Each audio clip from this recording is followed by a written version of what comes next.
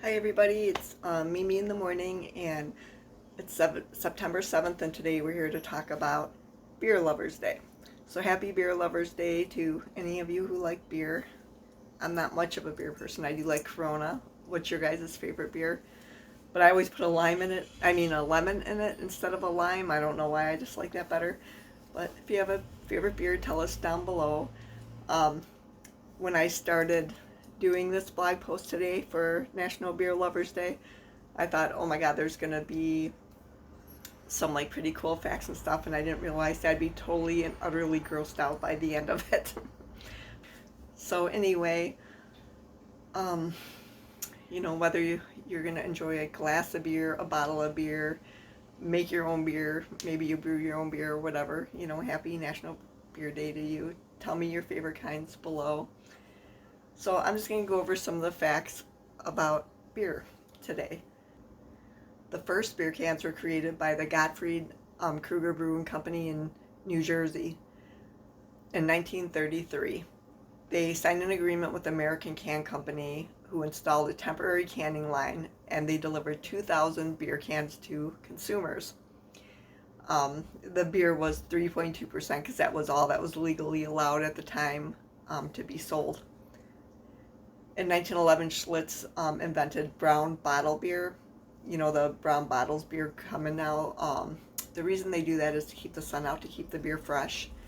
And they also created the Big Boys.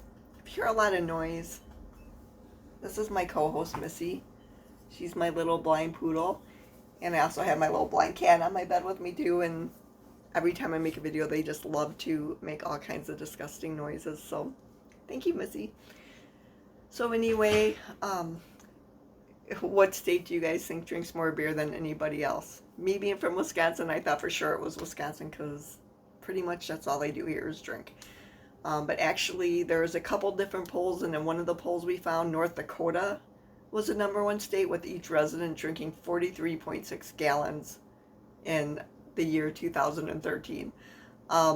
Another one we saw said New Hampshire drank the most beer. My bet's still on Wisconsin, seriously. What do you guys think?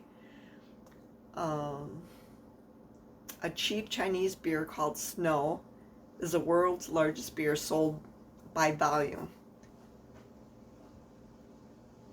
The most expensive beer is Allsop's Arctic Ale, which sold for 5K in the UK. It's got its name because it was brewed in 1875 with ice that they took during an Antarctic expedition.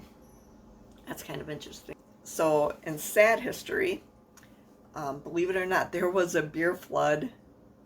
It was called the London Beer Flood of 1814, which occurred when many barrels of porter flooded the neighborhood of St. Giles Rookery, killing 8 people. Oh my god, I can't even imagine, I wish there was, well, I don't want to see videos of people dying, but I'm just saying, I just can't imagine how much beer would have to leak out of a place to cause like a real true flood that would kill people. That's very sad, but yeah. So DJ Yuengling and Son is the oldest operating brewing company in America. It was established in 1829. Abraham Lincoln taxed beer to help pay for the Civil War. Anheuser-Busch InBev owns 500 different beer brands, and they're actually the biggest beer company. According to Vine Paid, they did a poll, and the 10 most popular beers, and this really surprised me. What do you think were the 10 most popular beers? Because they were actually Guinness was number one, then Heineken, Corona, Samuel Adams, Budweiser, Blue Moon, Coors, Modelo, Miller High Life, and then Stella Artois. I don't even know how to say it. I never even heard of that one. I was so surprised that made the list. So anyway, if you ever want to drink beer again, this is where you should just stop watching.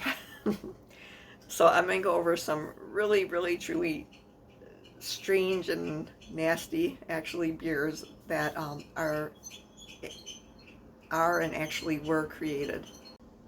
The End of History is a beer made by a brewery called Brewdog, and it has a high ABV of 55%. And the bottles are individually crafted using, get this, real animals that have died from natural causes, like squirrels and hares, um, that have been those animals have been repurposed by a taxidermist in Doncaster. So if you want a beer wrapped in a dead animal, The End of History by Brewdog is a beer for you. But I guess it would probably be impossible to get because they actually only made 12 bottles of this.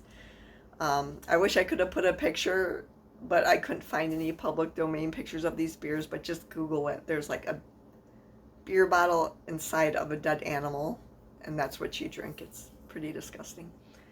But hey, to each his own. 40 Foot, I guess foot. It's 40 FT Brewery uses yeast from Arthur Dahl's chair that was made during World War II to make their odious ale. Ugh, yeast from somebody's chair. I mean, I know he's a popular author and everything, but I don't want to drink a beer made from the yeast in his chair. It's so gross. Okay, so you ready for another one? Celestial by Dogfish Head made a meteorite beer. This one's kind of cool. The brewers took lunar meteorites, crushed them up, and steeped the meteorites in the beer like you would a tea bag. Even cooler, the brewery served the beer in cozies that were made from the fabric of astronauts' suits. So that one's kind of cool. That one's not really gross. I should probably move that up into the not gross ones. So anyway, Oyster Stout by Porterhouse Brewing Company is a beer made with raw oysters that are shucked directly into the conditioning tank to make the Irish Oyster Stout. Oh, God. Snake Venom by Brewmeister is said to be the strongest beer on earth. It's 67.5 alcohol. Jeez.